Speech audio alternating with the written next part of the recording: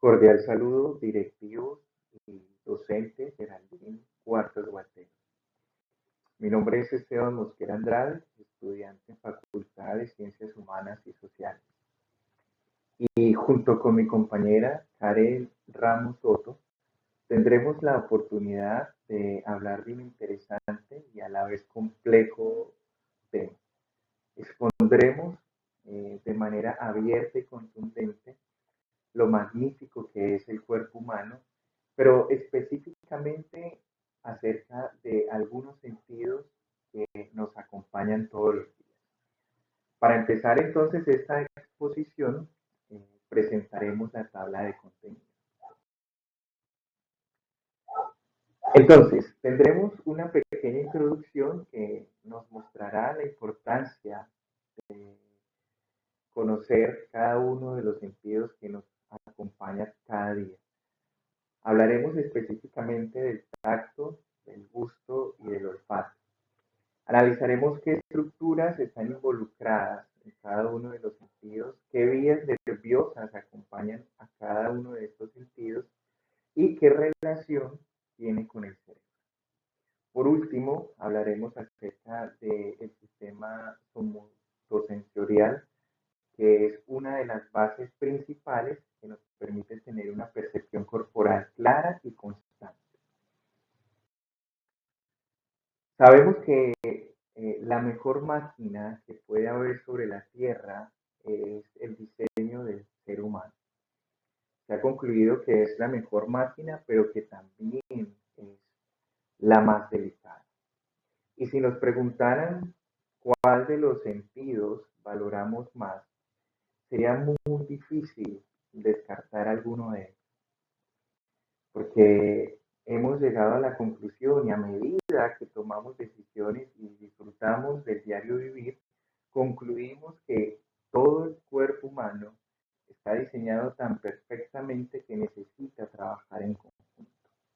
Es por eso que los sentidos que acompañan el diseño del cuerpo humano nos permiten percibir, es decir, llegar a conclusiones de algo o sobre cierta situación que no percibimos, pero que los sentidos precisamente nos ayudan a concluir a base de una emoción, a base de un sentido, a base de un sentimiento, y eso precisamente hace que podamos interpretar las circunstancias que están ocurriendo a nuestro alrededor.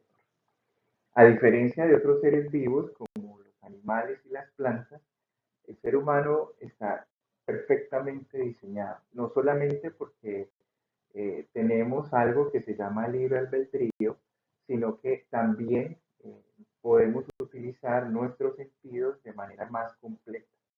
Como por ejemplo, nuestras manos nos permiten hacer unas infinidades de tareas todos los días, que precisamente eso llena de alegría nuestro diario vivir. Y otra ventaja que tenemos, a diferencia de otros seres vivos, es precisamente el sistema sensorial con el que estamos dotados. Ese sería el tema central de esta exposición. En ese sistema sensorial están incluidos precisamente las manos, los oídos, los ojos y por supuesto nuestro excepcional cerebro. Analizaremos entonces a continuación el primer sentido. Cada sentido de esta exposición estará acompañado de una imagen que nos ayudará a entender su importancia. Y por ejemplo, no sé si nos ha pasado que a veces, si alguna vez hemos tenido la oportunidad de coser algo que está roto y estamos cosiendo ahí concentrados cuando de pronto sentimos un pequeño chusito, nos hemos pinchado, como dicen en México, el dedito y el sistema sensorial inmediatamente manda un mensaje a nuestro cerebro que hace que la reacción sea acoger ese dolor y hacerlo nuestro. O, no sé, si alguna vez cocinando nos hemos quemado. Precisamente eso permite que el tacto sea uno de los mejores sentidos que podemos disfrutar. Porque el tacto detecta estímulos mecánicos como la temperatura, la vibración, la presión, el dolor, y está acompañado de receptores especializados que precisamente se clasifican en tres tipos. Están los mecanorreceptores, los termorreceptores y los nociceptores. ¿Qué estructuras intervienen en el tacto?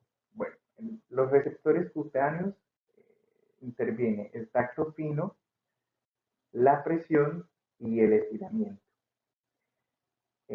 Interviene la piel, que sabemos que es el órgano más grande que tiene el ser humano. Normalmente a veces se nos pregunta, ¿ve? ¿Cuál es el órgano más grande que conforma el cuerpo humano? Y decimos, no, el estómago, no, el hígado, pero resulta que la piel es el órgano más grande que tiene el ser humano y es por eso que la respuesta al tacto o de cierta sensación, de cierto estímulo, es tan rápida y contundente como los ejemplos que poníamos anteriormente. Y la última estructura que interviene en el tacto son los nervios periféricos, que también mandan señales al sistema nervioso central, es decir, cómo conecta a nuestro cerebro. Las vías nerviosas del tacto entonces son receptores, que serían los nervios periféricos, la médula espinal, que sería el tálamo, que más adelante vamos a ver que hay una gran diferencia entre el tálamo del tacto y de otro sentido importante que vamos a analizar. Y por último está la corteza somotosensorial, que tiene que ver precisamente con el lóbulo parietal. ¿Cuál es el significado y el proceso que tiene entonces en conclusión este sentido del tacto? Bueno, resulta que la corteza primaria interpreta inicialmente la ubicación y la intensidad del estímulo. Entonces, si nos usamos o nos pinchamos cosiendo ese rotico, inmediatamente el sistema sensorial lo que va a hacer es detectar dónde nos duele, dónde hay cierto dolor o ardor, en el caso del juego, y vamos a actuar, el cerebro nos va a mandar la señal de actuar, qué tan rápido queremos cubrir ese dolor o ese ardor, precisamente para dejar de sentir esa emoción que no causa algo positivo en nuestro cuerpo.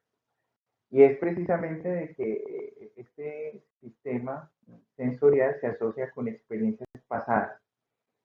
Por ejemplo, lo frío sería igual a lo peligroso a confort.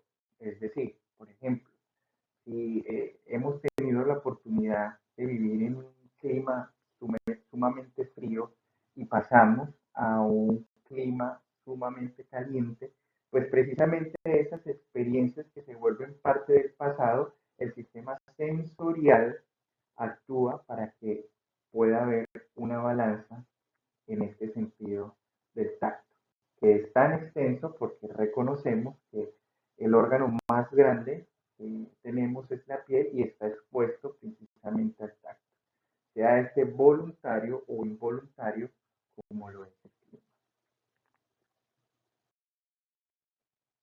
El segundo sentido que vamos a analizar es el gusto. Sabemos que tenemos, a diferencia de los animales, la lengua más cortita. Por ejemplo, la lengua de la ballena jorobada azul pesa alrededor de 4 elefantes adultos. La lengua de la jirafa mide más de 50 centímetros. Pero, a diferencia de estos dos seres, la lengua de nosotros es más pequeña, pero más útil. ¿Por qué? Porque nuestra lengua nos permite detectar cuando algo está salado, cuando algo es amargo, cuando algo está ácido o cuando algo precisamente está dulce. Por eso al principio mencionaba que somos la mejor máquina creada, pero también la más delicada. Porque precisamente enfocándonos en este sentido, el gusto nos permite detectar sustancias químicas solubles en la boca. Y es como si tuviéramos en nuestra lengua dividida por partecitas para diferenciar precisamente lo que estamos saboreando o lo que estamos comiendo en el momento.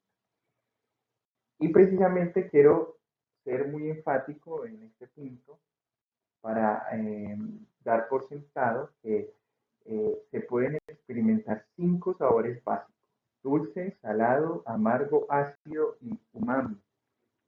Este último, el umami, es mm, mm, como tratar de diferenciar entre algo que está agridulce. No sé si alguna vez nos hemos comido un pan agridulce calientico en la panadería. Eso es precisamente como actúa ahí el gusto, diferenciar en una sustancia mmm, como el pan, una sustancia completa, entera, pero ese pan está conformado de dos sabores al mismo tiempo, agrio y dulce.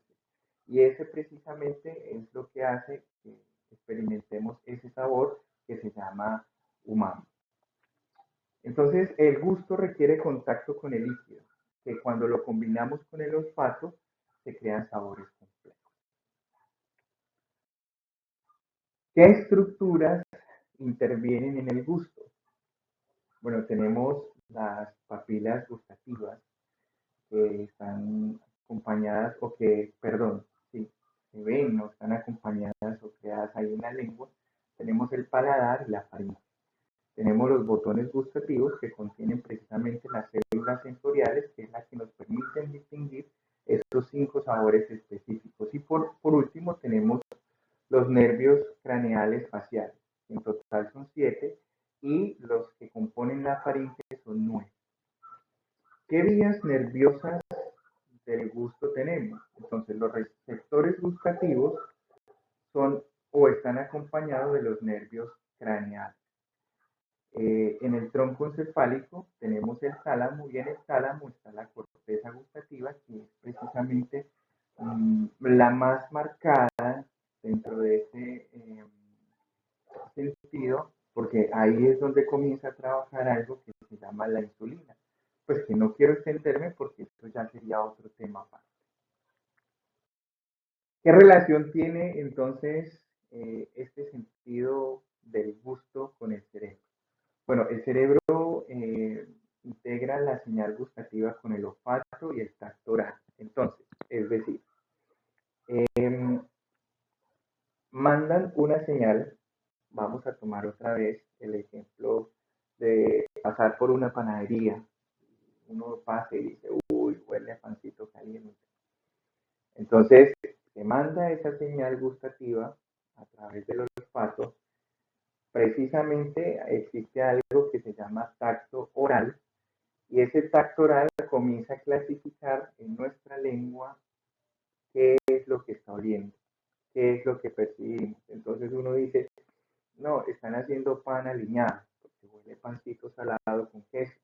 No, huele a dulce, entonces están haciendo un pancito, puede ser un rollo dulce, un arequipe, o no, no se sabe qué huele, puede ser un pancito agridulce. Entonces, hemos visto en este sentido del gusto que es muy completo. Se vincula con la memoria, con las emociones y las experiencias alimenticias previas, las que todavía no se han podido concretar. A continuación, mi compañera Karen Ramos hablará de el fascinante sentido que tiene el olfato. El olfato nos permite captar partículas químicas volátiles que se encuentran de manera constante en el aire. Es el único sentido que no pasa por el tálamo antes de llegar a la corteza. Directa conexión con sistema límbico, alta sensibilidad. Estructuras que intervienen en el olfato. Epitelio olfativo. Abarca fosas nasales conectadas a neuronas olfativas. Bulbo olfativo. Tacto olfativo. Corteza olfativa. Lóbulo frontal. Vía nerviosa del olfato. Moléculas volátiles. Comienza conectando con el epitelio olfativo. Axones del nervio olfatorio. Conecta con el bulbo olfativo. Tacto olfativo. Conecta con corteza olfativa primaria, lóbulo temporal y límbico. Procesamiento y significado. La corteza olfativa y el sistema límbico procesan el olor. La asociación más fuerte ocurre con las emociones y la memoria, conectadas con la amígdala y el hipocampo. Sistema somatosensorial. Elementos y función. Incluye receptores en piel, músculos, articulaciones. Percibe tacto, presión, temperatura, dolor y posición corporal. Receptores, exteroceptores, propioceptores, nocioceptores, vías, columna dorsal, lemnisco, medial y espinotalámica.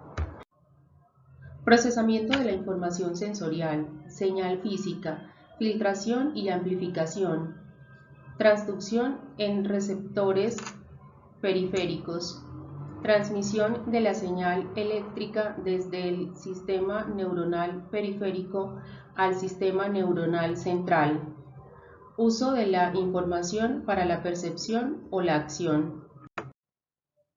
Conclusiones. Tacto, gusto y olfato transforman estímulos físicos o químicos en señales nerviosas. Estas señales se procesan en áreas específicas del cerebro. La interpretación final depende de la experiencia, la memoria y el contexto emocional.